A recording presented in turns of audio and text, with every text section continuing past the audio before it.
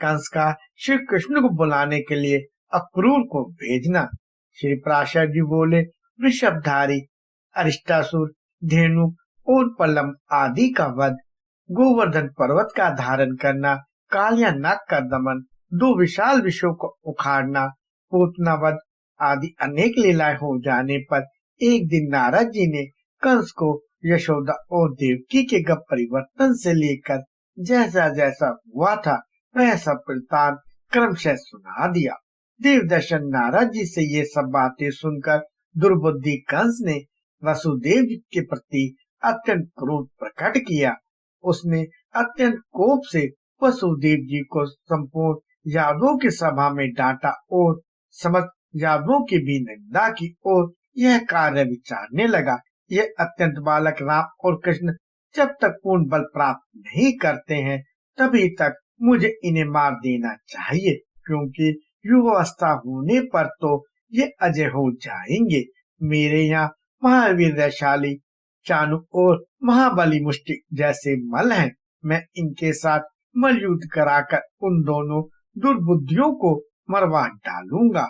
उन्हें महान धनुर्यज्ञ के मिस्से वश से बुलाकर ऐसे ऐसे उपाय करूंगा जिससे वे नष्ट हो जाएं।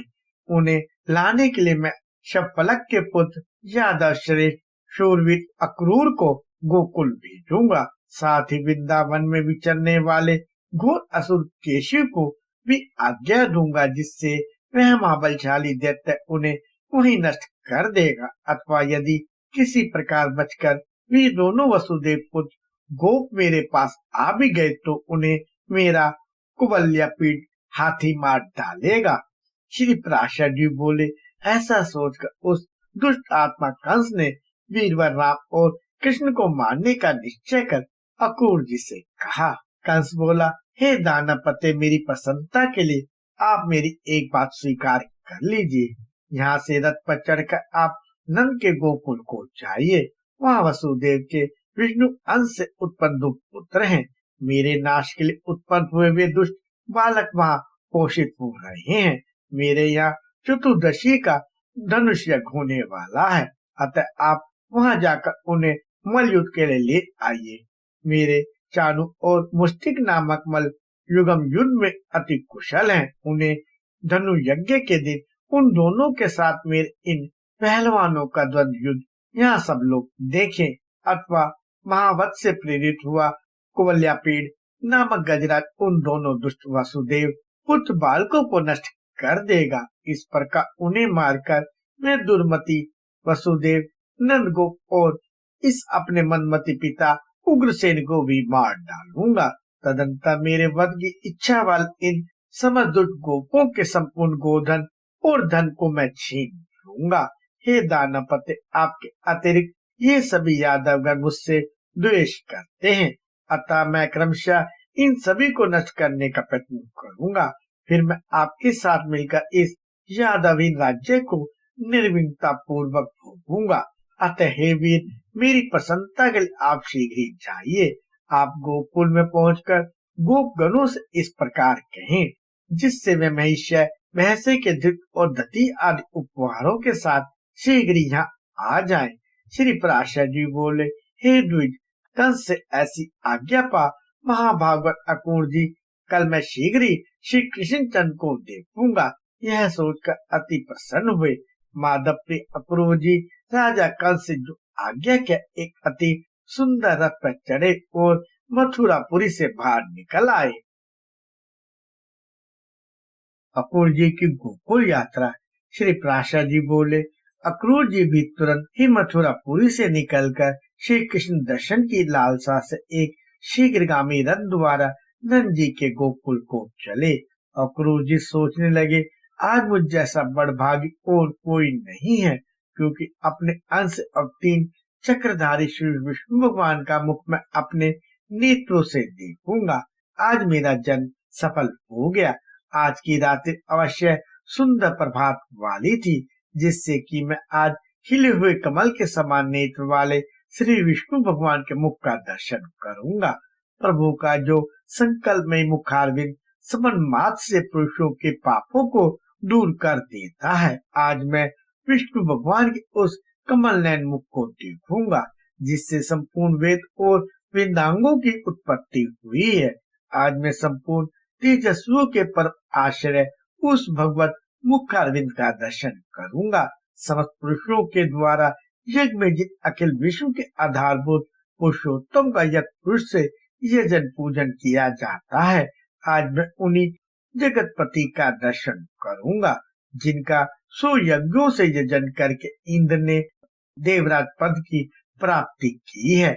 आज मैं उन्हीं अनादि और अनंत केशव का दर्शन करूंगा जिनके स्वरूप को ब्रह्मा, इंद्र, रुद्र, अश्विन कुमार, वसुगन, आदित्य और मरुदगन आदि कोई भी नहीं जानते।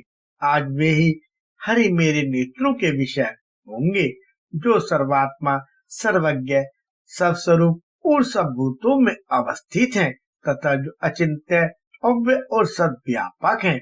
अहो आज वही मेरे साथ बात करेंगे जिन अजन्मा ने मत्स्य, कूम, वारा, हैग्रीव और नरसिंह आदि रूप धारण कर जगत की रक्षा की है। आज वे ही मुझसे वार्तालाप करेंगे।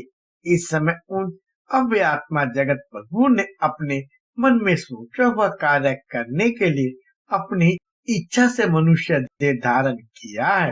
जो अनंत शेष जी अपने मस्तक पर रखी हुई पृथ्वी को धारण करते हैं, संसार के हित के लिए अवतीर्ण हुए वे ही आज मुझसे अक्रूर कहकर बोलेंगे जिनकी इस पिता, पुत्र, सुहृद, भ्राता, माता और बंधु रूपनी माया को पार करने में संसार सर्वथा असमर्थ है। उन मायापति को बारंबार नमस्कार है जिनमें हृदय को लगा देने से पुरुष इस योग माया रूप विस्तृत अविद्या को पार कर जाता है। उन विद्या स्वरूप श्री हरि को नमस्कार है जिन्हें याज्ञिक लोग यज्ञ पुरुष, सातपत, यादव अथवा भगवतगण, वासुदेव और वेदांत वेत्ता विष्णु कहते हैं। उन्हें बारंबार नमस्कार है।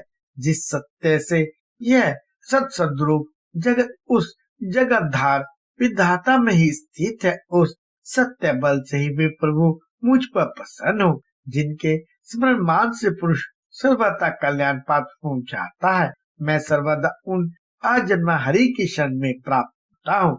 श्री पराशर जी बोले, हे मैत्रेय, भक्ति विनम्र चित्त अक्रूर जी इस प्रकार श्री विष्णु भगवान का चिंतन करते कुछ सूर्य रहते ही गोकुल में पहुंच गए।